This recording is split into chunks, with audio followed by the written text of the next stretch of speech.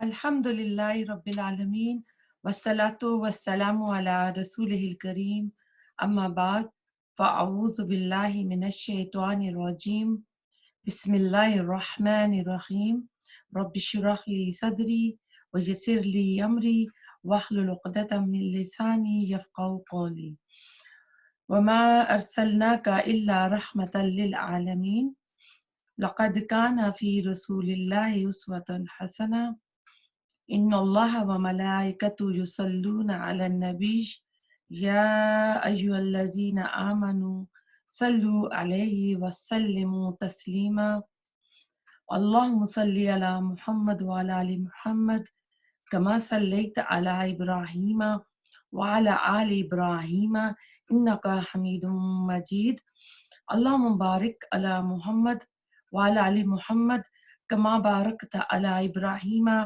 व अला आलि इब्राहीम इन्नका हमीदुम मजीद। आज सीरत रसूल सल्लल्लाहु अलैहि वसल्लम के सिलसिले में क्लास नंबर 26 का मुताला करेंगे। हम अल्हम्दुलिल्लाह सीरा के सिलसिले में मदीना तुल मुनव्वरा तक पहुंच चुके हैं। हिजरी कैलेंडर का जो पहला साल है वो चल रहा है। आप सल्लल्लाहु अलैहि वसल्लम ने तो हिजरत कर ली, यानी जब आप हिजरत के लिए निकले तो आपने उस वक़्त मक्का में हज़रत अली को अपने बिस्तर पर छोड़ा था और क्योंकि आप सादिक और अमीन थे, लोग आपके पास अमानतें रखाया करते थे, तो आपने वो अमानतें हज़रत अली के हवाले की कि ये लोगों को वापस करके तो तब निकलना। तो अब ऐसा है कि हज़रत अली रज़ी अल्लाह ताला अन्हु आप सल्लल्लाहु अलैहि वसल्लम की हिजरत के सफ़र के तीसरे रोज़ लोगों को उनकी अमानतें अदा करके पैदल ही मदीना की तरफ चल पड़े। फिर जब रसूलुल्लाह सल्लल्लाहु अलैहि वसल्लम कुबा में पहुंचे तो ये बाद में कुबा में आकर आपको मिले और इनका क़याम भी कलसूम बिन हदम के मकाम पर था। इसके बाद जो है अहले बैत की हिजरत का ज़िक्र करेंगे कि जब आप सल्लल्लाहु अलैहि वसल्लम मदीना में क़याम पज़ीर थे, आपने ज़ैद बिन हारिसा रज़ी अल्लाह ताला अन्हु और अबू राफ़े रज़ी अल्लाह ताला अन्हु को मक्का भेजा कि वो आप सल्लल्लाहु अलैहि वसल्लम की दोनों साहबजादियों हज़रत फ़ातिमा और उम्मे कुलसूम को और आपकी ज़ौजा मुहतरमा हज़रत सौदा रज़ी अल्लाह ताला अन्हु को लेकर आए और उनके साथ उम्मे ऐमन और उसामा बिन ज़ैद बिन उसामा के जो बेटे थे, उनको भी लेकर आए। और इनके साथ एक और फैमिली भी थी, वो थी अबू बकर सिद्दीक रज़ी अल्लाह ताला अन्हु की, यानी अब्दुर्रहमान बिन अबी बकर अबू बकर सिद्दीक रज़ी अल्लाह ताला अन्हु के बेटे और उनके अहल में थी उम्मे रूमान उनकी बीवी, हज़रत आयशा रज़ी अल्लाह ताला अन्हु और हज़रत अस्मा रज़ी अल्लाह ताला अन्हु हज़रत आयशा की बहन। तो ये आप सल्लल्लाहु अलैहि वसल्लम की हिजरत के 6 महीने बाद मदीना पहुंचे। हज़रत शुएब रूमी का किस्सा आपको मक्की दौर में सुना चुकी हूँ। वो भी रसूलुल्लाह सल्लल्लाहु अलैहि वसल्लम की हिजरत के बाद इन्होंने भी इरादा किया, लेकिन मक्का के मुशरिकीन ने इनको रोक लिया कि इन्होंने काफ़ी तिजारत करके माल इकट्ठा कर लिया था। तो फिर इस वादे पर उन्होंने कहा कि मैं माल दे दूँ तो मुझे छोड़ दोगे? तो उन्होंने छोड़ दिया। तो जब आप कुबा में आए, आपसे मिले, सारा वाक़या सुनाया तो आपने फरमाया था रबहल बेहु या अबा याह्या कि अबू याह्या तुम्हारी तिजारत जो है कामयाब रही। तो ऐसा है कि ये तो आपको बता दिया कि जब ये लोग आए मक्का से मदीना तो ये थोड़े होम सिक भी हो गए थे। अपने घरों को, मक्का को, ख़ासकर बैतुल्लाह वहाँ पर था उसको याद करते थे। फिर दुआ की तो उसके बाद इनका दिल, क्योंकि देखा जाए तो मक्का की बनिस्बत मदीना की आबो-हवा, मदीना का एटमॉस्फेयर ज़्यादा अच्छा था, लेकिन होता है ना कि अपने होम टाउन से हर बंदे को बहुत प्यार होता है। तो वजह ये थी। फिर ऐसा है कि ये जो पहला साल हिजरत का चल रहा है, अ, इसी में हम देखते हैं कि और क्या-क्या होता है। तो ऐसा था कि मिराज के मौके पर 5 नमाज़ें तो फ़र्ज़ हो गई थी। मक्का में मुसलमान 2 नमाज़ें पढ़ा करते थे, सुबह और असर की नमाज़ थी। ये रसूलुल्लाह सल्लल्लाहु अलैहि वसल्लम की جب نبوت ملی تو اس وقت سے تھی. معراج کے بعد 5 نمازیں شروع ہو گئی تھیں اور شروع میں 2 رکعت نماز تھی. مدینہ میں آ کر پھر یہ 4 رکعت ہو گئی اور سفر میں وہی 2 رکعت باقی رہ گئی. اب اذان، ہم اذان بولتے ہیں، اصل میں یہ اذان ہے. مؤذن بولتے ہیں اذان دینے والا، اور اذان جو اذان دی جاتی ہے نماز کے لیے جب بلایا جاتا ہے. تو ایسا تھا کہ اذان سے پہلے صحابہ کرام نماز کو کس طرح پڑھتے تھے، یعنی اذان تو بھی نہیں ہوئی تھی تو یہ نماز کیسے پڑھتے تھے. تو صحابہ کرام کیا کرتے تھے، نماز کے وقت جو بھی نمازوں کے اوقات ہوتے تھے وقت سے پہلے آ کر مسجد میں بیٹھ جایا کرتے تھے اور انتظار کیا کرتے تھے. اور جب رسول اللہ صلی اللہ علیہ وسلم اپنے حجرے سے آتے، باہر نکلتے اور آپ جو ہیں امامت کراتے، تو پھر ایسا تھا کہ اس طرح کی نماز جو ہے یہ پڑھی جاتی تھی.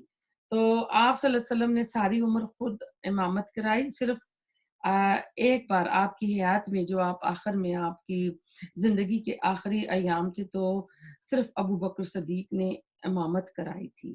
تو آپ صلی اللہ علیہ وسلم کی موجودگی میں صرف ابو بکر صدیق رضی اللہ تعالیٰ عنہ نے امامت کرائی تھی. تو جب آپ اپنے حجرہ مبارک سے تشریف لاتے تو اس وقت پھر نماز باجماعت ادا ہوتی تھی. اب ایسا ہوا کہ آہستہ آہستہ مدینہ کی آبادی بڑھ رہی تھی اور لوگ اسلام قبول کر رہے تھے، اسلام کا حلقہ جو ہے بڑا ہو رہا تھا.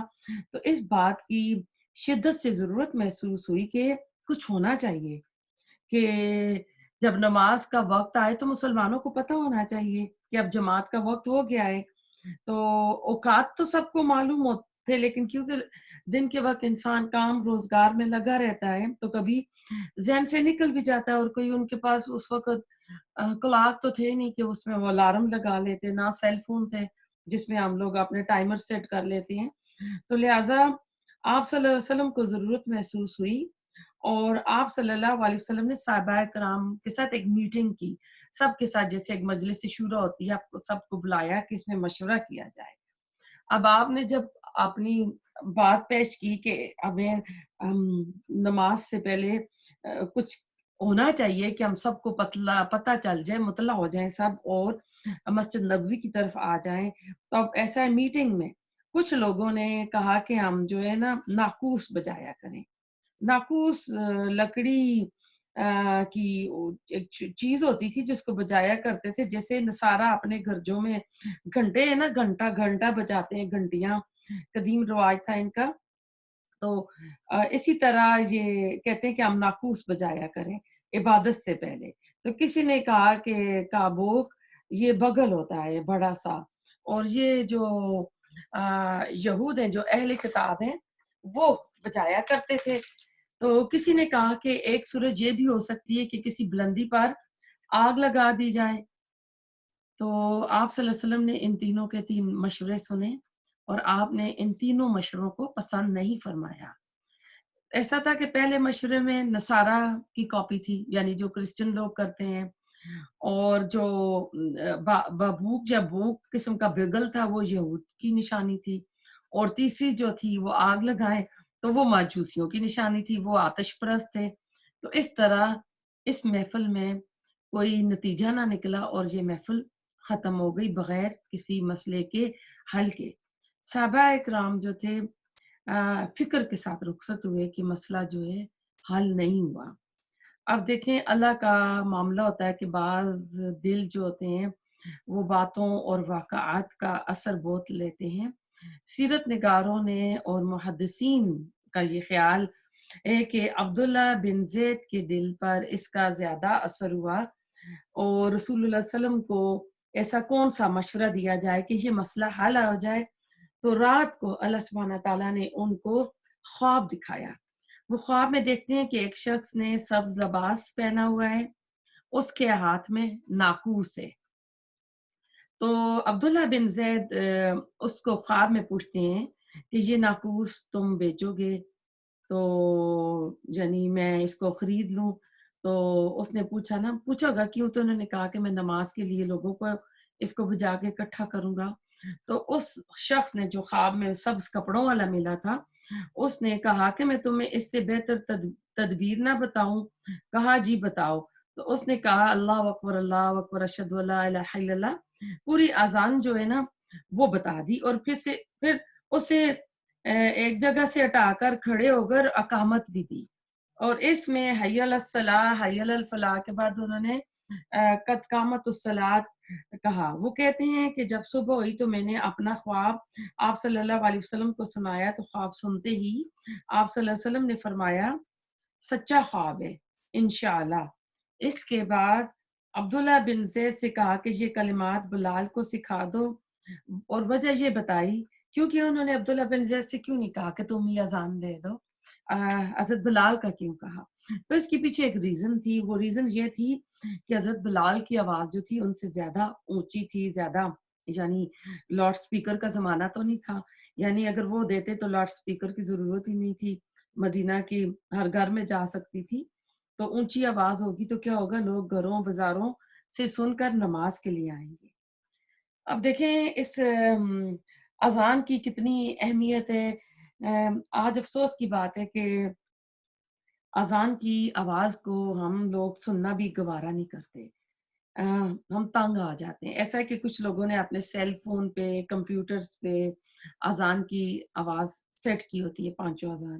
ہوتا کیا ہے کہ جب یہ ٹی وی دیکھ رہے ہوتے ہیں، کوئی ڈرامے چل رہے ہوتے ہیں، پہلے تو یہ ہوتا تھا نا کہ ڈرامہ بند کیا جاتا تھا، ڈرامے کو پاز کر دیتے تھے، اذان سنتے تھے، اذان کا جواب دیا کرتے تھے۔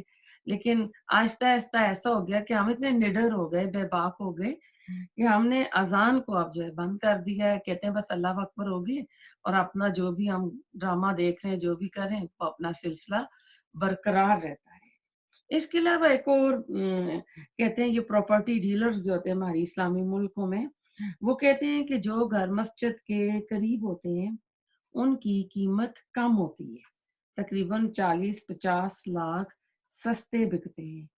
کیوں سستے بکتے ہیں؟ وہ کہتے ہیں کہ اذان مسجد کے قریب ہوں گے تو اذان کا شور ہوگا جو ہمارے آرام میں خلل کرے گا، اور خواب غفلت میں یعنی خلل نہ پڑے، تو ہر طرح سے وہ چاہتے ہیں کہ ہم پرسکون ہو کر نا رات کو سوئیں، کہ صبح کی اذانیں ہوں گی اور آوازیں آئیں گی۔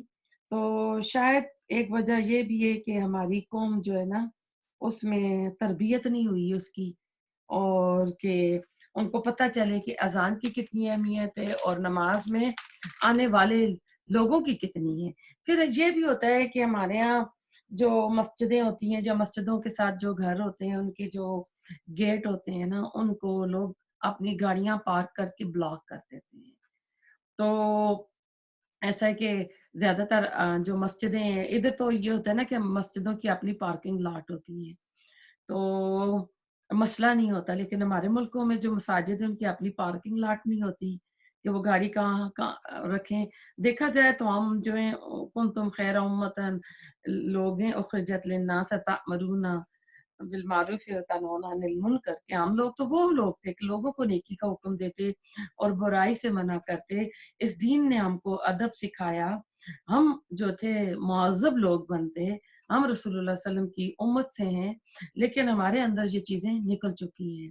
ہم اگر ہوتے ہیں نا یورپ میں ہوتے ہیں، امریکہ میں ہوتے ہیں، ویسٹ میں، تو ہم اپنے ایٹیکیٹس کے نا بہت پابند ہوتے ہیں، اور ہمیں پابندی کرنی بھی پڑتی ہے، لائن میں لگتے ہیں، لیکن جو ہی پاکستان ایئرپورٹ پہ پہنچتے نا، وہی جو مخلوق نا وہاں پہ بڑے ایٹیکیٹس دکھا رہی ہوتی ہے، وہی مخلوق جب اپنے ملک میں پہنچتی ہے نا تو وہ کوئی اور ہی لگتا ہے، کوئی ایلین اتر آئی ہیں۔ تو اپنی یعنی وہ تہذیب جو ادب آداب ہے ان کے اندر نہیں رہتا۔ اصل میں ہم کو ثواب، گناہ، اذیت کا فرق ہی جو ہے معلوم نہیں ہے۔ اب مغربی دنیا مسلمانوں سے زیادہ مہذب ہے، حالانکہ شریعت کا جو بنیادی مزاج ہے وہ یہ ہے کہ ایک انسان سے دوسرے انسان کو تکلیف نہ ہو۔ تو ایسا ہے کہ اذان کے اوپر بات ہو رہی تھی، تو پہلی اذان جو تھی وہ حضرت بلال نے چھت پر چڑھ کر دی، تو یہ آواز عمر فاروق رضی اللہ تعالی عنہ کے کانوں میں پڑی، تو وہ تیزی سے چلتے ہوئے مسجد نبوی میں آئے اور کہا یا رسول اللہ صلی اللہ علیہ وآلہ وسلم، یہی الفاظ میں نے رات کو خواب میں سنے ہیں۔ آپ صلی اللہ علیہ وسلم نے فرمایا تم دونوں کو اللہ نے حق پر اکٹھا کیا ہے کہ یعنی تم دونوں نے دیکھیے اللہ تعالیٰ کہتے ہیں لذی بعث بحق لقد رأیت رؤیا، کہ اللہ تعالیٰ نے تم دونوں کو یہ خواب جو دکھا دیا، حق پر دکھا دیا۔ تو اب ایسا ہے کہ پہلی ہجری میں ہم نے دیکھا کہ رسول اللہ صلی اللہ علیہ وسلم مکہ سے مدینہ آئے، آپ نے قباء میں مسجد بنائی، مسجد نبوی بنائی، پھر آپ نے ایک موحد قائم کی، پھر آپ نے کیا کہتے ہیں یہود کے ساتھ بھی آپ نے ایک ٹریٹی کی تھی۔ اس کی اگلی کلاس میں جو آپ نے یہود کے ساتھ معاہدہ کیا تھا، اس معاہدے کی جو شق ہوتی ہیں نا، جو اس میں ٹرمز اور کنڈیشن جو ہوتی ہیں جو آپ نے رکھی تھی، وہ پڑھنی نہایت ضروری ہے، کیونکہ جب ہم آگے چلیں گے نا تو وہ انہوں نے جو ایگریمنٹ رسول اللہ صلی اللہ علیہ وسلم کے ساتھ کیا تھا، وہ ہم دیکھیں گے کہ اگلی غزوہ احزاب میں، خاص کر خندق میں، وہ اپنی ان تمام چیزوں سے پھر جاتے ہیں اور کس طرح مکہ کے مشرکین کے ساتھ مل جاتے ہیں۔ تو وہ ان کا وہ جو اس شخص ہیں ان کو پڑھنا نہایت ضروری ہے۔ تو اب ایسا ہے کہ پہلی ہجری میں اذان کی آواز گونجی۔ آج دنیا کے گلوبل پر ہر وقت، ہر ٹائم، وقفے وقفے سے اذانیں ہوتی رہتی ہیں۔ اذان وہ واحد چیز ہے جو دنیا کے گلوبل پہ کہتے ہیں کہ پورا یعنی 24 آورس میں یہ آواز جو ہے گونجتی رہتی ہے۔ یہ ایک جگہ سے فجر کی اذان کا وقت ہوتا ہے تو وقفے وقفے سے اگلی جگہ ہر جگہ 1-2 منٹ کا وقفہ آ جاتا ہے نا ٹائم کے لحاظ سے اذان کا۔ تو اس لحاظ سے کہتے ہیں جو ہی ادھر عشاء کی نماز ختم ہوتی ہے تو پھر دوسری جگہ جہاں سے فجر شروع ہوئی تھی وہاں سے پھر فجر کی اذانیں شروع ہو جاتی ہیں۔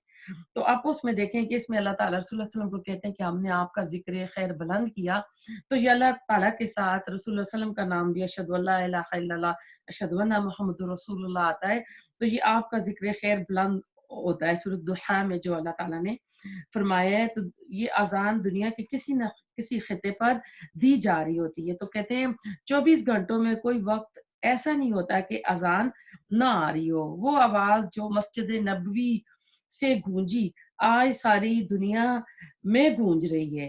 اور اذان کے الفاظ پر آپ غور کریں، اللہ اکبر کہ اللہ کی بڑائی ہے، پھر کیا ہے اشہد اللہ محمد رسول اللہ، اشہد اللہ الہ الا اللہ، اشہد ان محمد رسول اللہ، کہ ہم رسول اللہ صلی اللہ علیہ وسلم کے ہونے کی گواہی دیتے ہیں۔ وحدانیت کی اس میں تعریف ہے، رسول اللہ صلی اللہ علیہ وسلم کی نبوت کی شہادت ہے، پھر نماز کی اہمیت ہے، حی علی الصلاۃ حی علی الفلاح، اور نماز کو اللہ تعالیٰ نے فلاح کہا کہ یہ کامیاب ہے۔ دنیا اور آخرت کی کامیابیاں جو ہے نماز کے ساتھ ہیں۔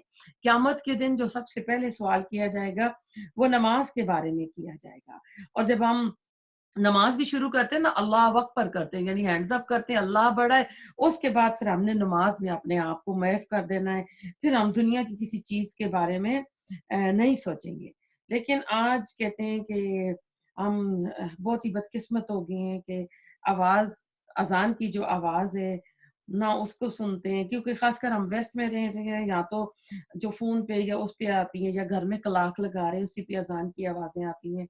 جو مزہ ہمارے ملکوں میں ہوتا ہے کہ ادھر سے آوازیں آ رہی ہیں ادھر سے آ رہی ہیں، وہ بات ہی کچھ اور ہوتی ہے کہ انسان کو پتہ چلتا ہے کہ میں ایک اسلامی ملک میں ہوں۔ یہ آپ لوگوں کی خوش قسمتی ہے کہ آپ اتنی ڈفرینٹ مساجد سے اذان کی آواز آ رہی ہیں اور سن رہی ہیں، تو آدمیوں کو اہتمام کرنا چاہیے کہ وہ مسجد میں جا کر نماز پڑھیں۔ جماعت، اذان، مسجد، نماز اسلام کے عظیم شعائر میں سے، یعنی اسلام کے یہ شعائر ہیں، نشانیاں ہیں، اسلام کی بڑی بڑی یہ علامتوں میں سے ہیں۔ تو گھر کے باہر ایسا ہے کہ کئی گاڑیاں کھڑی ہوتی ہیں، لیکن ایسا ہے کہ گھر کے مرد حضرات کو توفیق نہیں ہوتی کہ وہ جا کے مسجد پر نماز پڑھیں، کیونکہ اتنی زیادہ اس وقت انٹرٹینمنٹ ہو گئی ہے، سمارٹ فونز آ گئے ہیں، ٹی ویز آ گئے ہیں، کمپیوٹرز آ گئے ہیں، تو اس لحاظ سے کیا ہے کہ بندے کو ٹائم ہی نہیں ملتا کہ اللہ کے لیے تو نہیں نکالنا، یہ ٹائم تو انسان اپنے لیے نکالتا ہے، اپنی آخرت کے لیے نکالتا ہے، اپنی قبر کے لیے نکالتا ہے کہ قیامت کے دن ہمیں ان کے سوالوں کا نماز کا جواب دینا ہے کہ ہم نے نمازیں پڑھی ہیں نہیں پڑھی ہیں۔ تو کہتے ہیں کہ اگر اسلامی حکومت ہو اور اگر کسی محلے کی مسجد ہو اور اس میں لوگ اذان دینا چھوڑ دیں تو خلیفہ وقت جو ہے نا، جو حق میں وقت ہوتا ہے، اس کی ذمہ داری ہے کہ وہ انہیں سزا دے۔ تو تمام عظیم الشعار جو ہے نا وہ اس میں ہے۔ تو یہ قابل سزا جرم ہے کہ اسلامی ریاست میں اذان کے بغیر نمازیں پڑھی جائیں۔ پھر اذان دینے والے کا کیا ثواب ہے جو اذان دیتا ہے؟ یعنی ہم نے اس کی تو اتنی دیکھ لی اذان کے بارے میں۔ تو مؤذن جو ہیں وہ روز قیامت بلند گردنوں کی وجہ سے پہچانے جائیں گے۔ اللہ تعالیٰ انہیں قیامت کے دن ان کی گردنیں بلند کر دے گا۔ تو انشاءاللہ اگلی کلاس میں ہم پڑھیں گے کہ آپ نے جو معاہدہ کیا تھا مدینہ کے یہود کے ساتھ، ہم ان کو مشرکین مدینہ بھی کہہ سکتے ہیں۔ ایک مشرک جو تھے وہ مکہ میں تھے، اور ایک جو مشرک لے لیں گے یہ مدینہ میں تھے۔ آپ نے ان کے ساتھ جو میثاق مدینہ کی، تو وہ کہتے ہیں کہ رسول اللہ صلی اللہ علیہ وسلم کی جو نبوت ہے، فراست ہے، آپ کی حکمت ہے، آپ کی عقل مندی اور آپ کی بصارت کا نمونہ ہے۔ کیونکہ مسلمان ابھی نئے نئے آئے ہوئے تھے، چند مہینے ہوئے تھے، اور یہ سو میں تھے اور بالکل خالی ہاتھ تھے، اور اس وقت جو مدینے میں مستحکم مضبوط، یعنی مالی لحاظ سے، سیاسی لحاظ سے، طاقت کے لحاظ سے، کیونکہ سارے جو جنگوں کے اوزار تھے نا یہی بناتے تھے، اور آج بھی یہی بناتے ہیں۔ تو یعنی ہر چیز پہ یہ چھائے ہوئے تھے، زراعت اور تجارت بھی مکمل طور پر ان کے پاس تھی، بڑے بڑے باغات ان کے پاس تھے، بڑی بڑی دکانیں بازار میں ان کے پاس تھیں۔ تو اب ایسا تھا کہ رسول اللہ صلی اللہ علیہ وسلم دیکھیں آپ کی یہ حکمت عملی تھی کہ جو آپ ان کے ساتھ معاہدہ کرتے ہیں تو آپ ان کو ایک ایسی پوزیشن میں لانا چاہ رہے تھے کہ اسلام اپنے جو پاؤں پہ کھڑا ہو سکے، اپنے پاؤں پکے کر سکے، کیونکہ گھر کے اندر سے انسان مضبوط ہونا تو باہر والے لوگ جو ہیں پھر اس کو توڑ نہیں سکتے۔